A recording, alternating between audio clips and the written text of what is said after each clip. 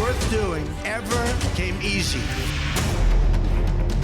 I, Donald John Trump, do solemnly swear. I, Donald John Trump, do solemnly swear. Donald Trump is back as the American president.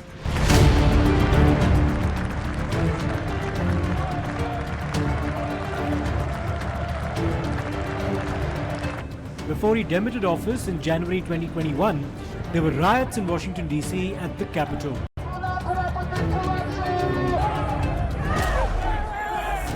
Trump supporters went on a rampage, unable to fathom a defeat in the 2020 US presidential elections at the hands of Joe Biden. I, Donald John Trump, do solemnly swear That I will faithfully execute that I will faithfully execute the office of President of the United States. the office of President of the United States. But 4 years later, Trump has returned. There was disillusionment with the Biden administration, and the Democrats, largely as a result of Biden's age, had to eventually push for a replacement as candidate to run for president. It was the then Vice President Kamala Harris who was the Democratic presidential nominee, but Trump would win the election quite comfortably, securing both the popular vote as well as the Electoral College vote. The golden age of America begins right now. My recent election is a mandate to completely and totally reverse a horrible betrayal and all of these many betrayals that have taken place, and to give the people back their faith, their wealth, their democracy, and indeed their freedom. From this moment on, America's decline is over. My proudest legacy will be that of a peacemaker and unifier. That's what I want to be, a peacemaker and a unifier. I'm pleased to say that as of yesterday, one day before I assumed office, the hostages in the Middle East are coming back home to their families. Take a look at what happened. Trump survived 2 assassination attempts during the campaign, leading to a massive sympathy wave and greater solidarity within the Republican base with their candidate. He was categorical in his campaign about his plans to put America first, talking tough on illegal immigration and also protecting American jobs. When I heard a loud whizzing sound and felt something hit me really, really hard on my right ear, I said to myself, wow, what was that? It can only be a bullet. And moved my right hand to my ear, brought it down. My hand was covered with blood, just absolutely blood all over the place. I immediately knew it was very serious, that we were under attack, and in one movement proceeded to drop to the ground. Bullets were continuing to fly as very brave Secret Service agents rushed to the stage, and they really did. They rushed to the stage. These are great people, at great risk, I will tell you, and pounced on top of me so that I would be protected. There was blood pouring everywhere, and yet, in a certain way, I felt very safe because I had God on my side. The amazing thing is that prior to the shot, if I had not moved my head at that very last instant, the assassin's bullet would have perfectly hit its mark, and I would not be here tonight. We would not be together. Trump sees himself as a disruptor, and disruption is exactly what he was indulging in when he signed a flurry of presidential orders upon assuming office. Take us to the forefront, right? Absolutely. These included barring asylum for illegal immigrants who've arrived at America's southern border, ending birthright citizenship for children of undocumented immigrants and those whose parents do not hold permanent residency in the United States, ending gender and diversity, equity and inclusion initiatives across the federal government, and recognizing only 2 genders, male and female. And there were more.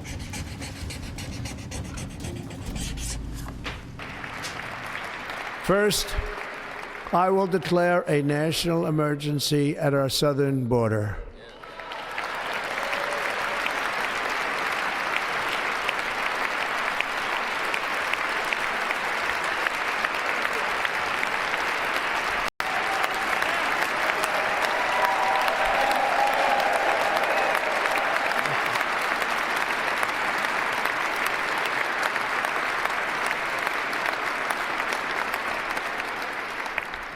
All illegal entry will immediately be halted. I like both sides of the argument, but I also like very competent people coming into our country, even if that involves them training and helping other people that may not have the qualifications they do. But I don't want to stop. And I'm not just talking about engineers. I'm talking about people at all levels. We want competent people coming into our country. And HB1, I know the program very well. I use the program. We have to have the quality people coming in. Now, by doing that, we're expanding businesses, and that takes care of everybody.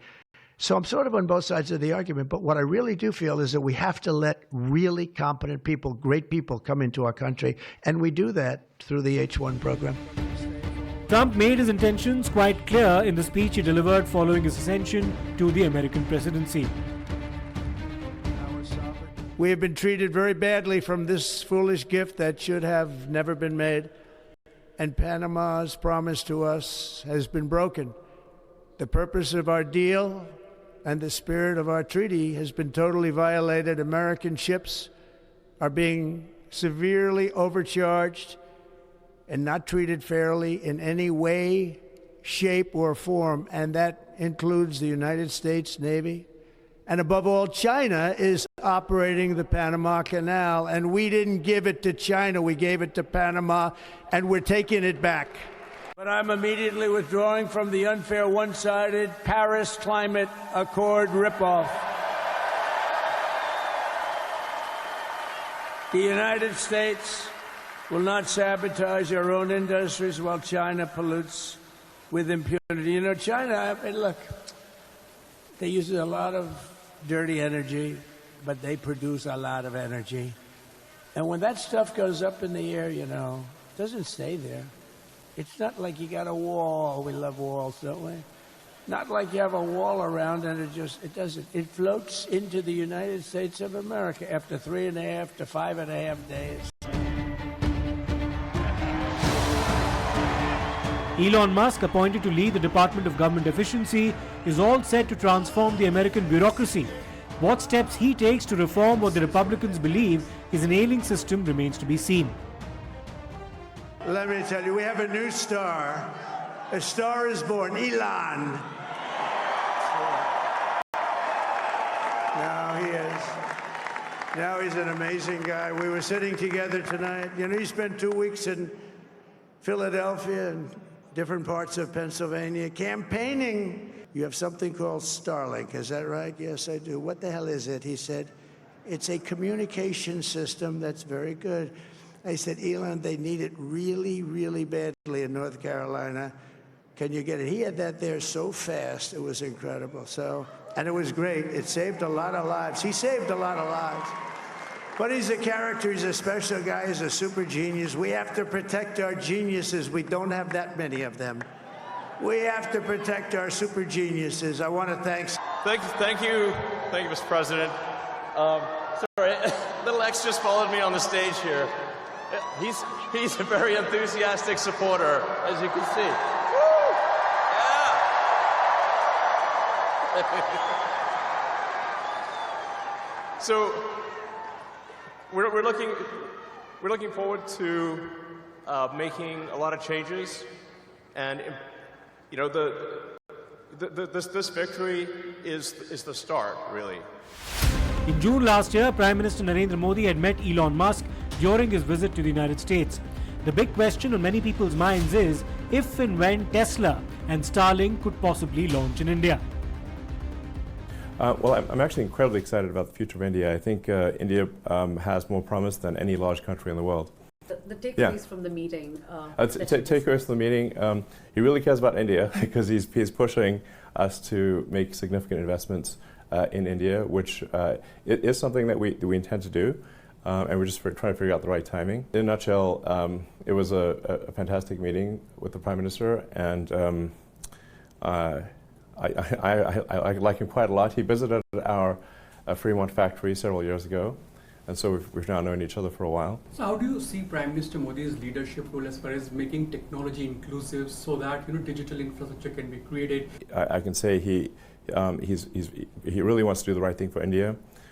He wants to be open. He wants to be supportive of new companies, and obviously, but at the same time, make sure it accrues to India's advantage, which is, obviously that's the job.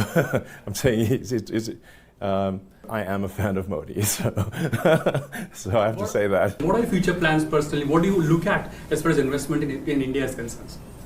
Yeah, well, I think there's a tremendous amount of potential for all three pillars of the sustainable energy future. The three pillars being sustainable energy generation through solar and wind primarily, and obviously India is great for solar, and the amount of land area you actually need to generate enough electricity to power India is very small. I believe it'd be probably 1 or 2% of the land area of India, so it's very doable. And then you need to pair that with stationary battery packs because the sun doesn't shine at night, and then you need electric vehicles, and then you have a sustainable energy future. And I think it will. The interesting thing people will find is that this is a lower cost way to go as well. That may surprise people. Perhaps it will also be a test case on the scope for growth of Indo-US business ties. The bilateral trade between the two countries as of 2022 stood at around $190 billion. If America sees India as a big opportunity for investments and a possible counterweight to China, that figure needs to increase significantly. Donald Trump has expressed concerns in the past about India's tariff regime. Negotiations between the two countries on this critical question on trade will be crucial.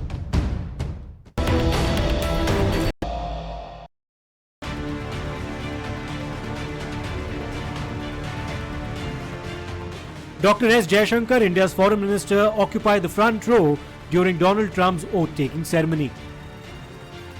Many saw this as the surest sign of the importance of India in America's own diplomatic calculations. It was very clear that the Trump administration was keen to have India present at the inaugural itself, and they're clearly prioritizing the bilateral relationship. It was also evident that they would like to build on the foundation of the relationship, a foundation which the first Trump administration also contributed a lot to building. The current administration would reciprocate our desire as well to take the Quad further, to intensify its activities. Well, from what we've seen in the first Trump presidency, Donald Trump attaches a lot of importance to relations with his counterparts. If he can establish a good relationship, if he is, sort of confident that his counterpart is someone who's willing to work with him and take that relationship forward, then it's so much easier, to deal with the priorities that are established on both sides. So I think we saw a very good chemistry between Prime Minister Modi and President Trump, and that was highlighted during the Howdy Modi event in Houston. That was, I think, October 2019. Ken and I were both there. And that was really an incredible moment when two, world leaders got onto the stage, addressed 50,000 Indian Americans. And then President Trump came to India. I was then Foreign Secretary, Ambassador Juster was in Delhi. We worked on that visit. And again, the high point of that visit was when President Trump addressed 100,000 Indians in the stadium in Ahmedabad.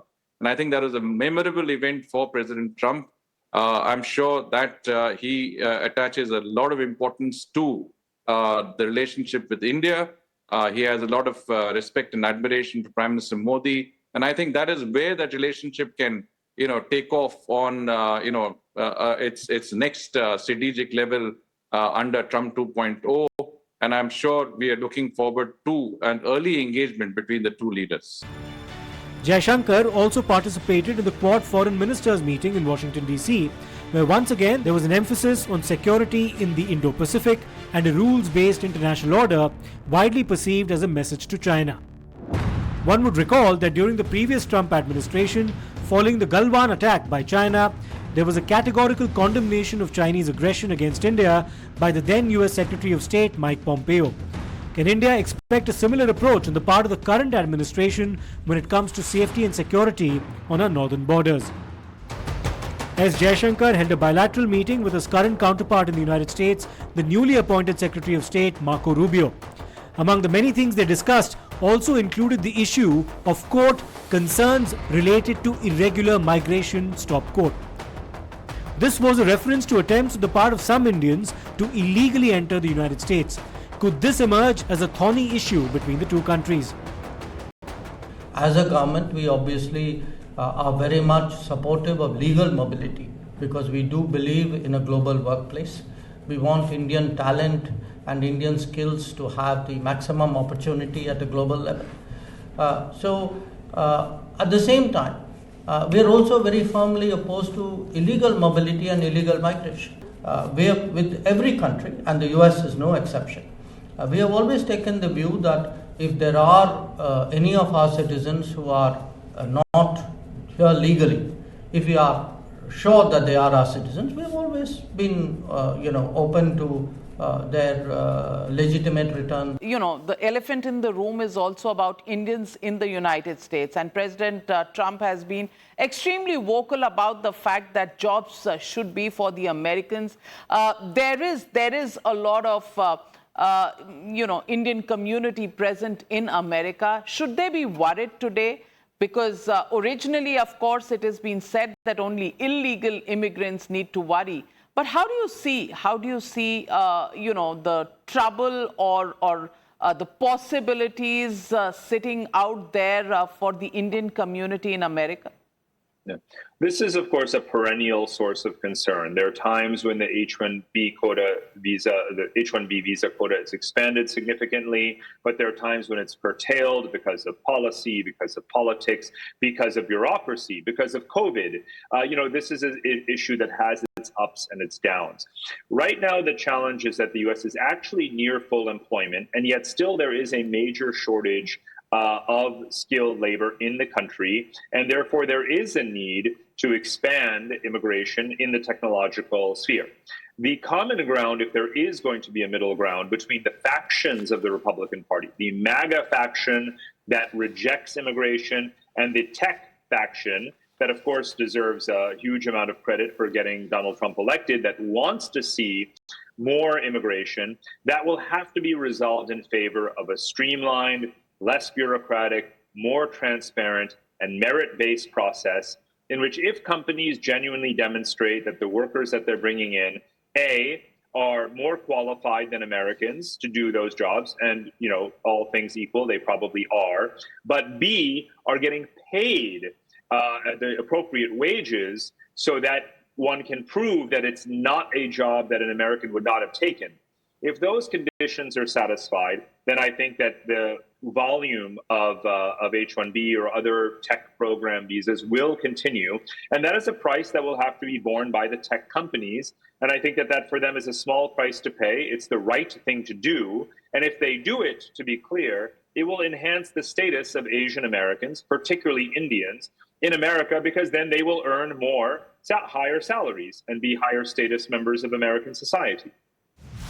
Trump, even before he became president for the second time, would claim credit for the current ceasefire between Israel and Hamas. We will also have to wait and see as to what kind of approach he adopts to the Russia-Ukraine conflict as well, something he's vowed he will attempt to resolve.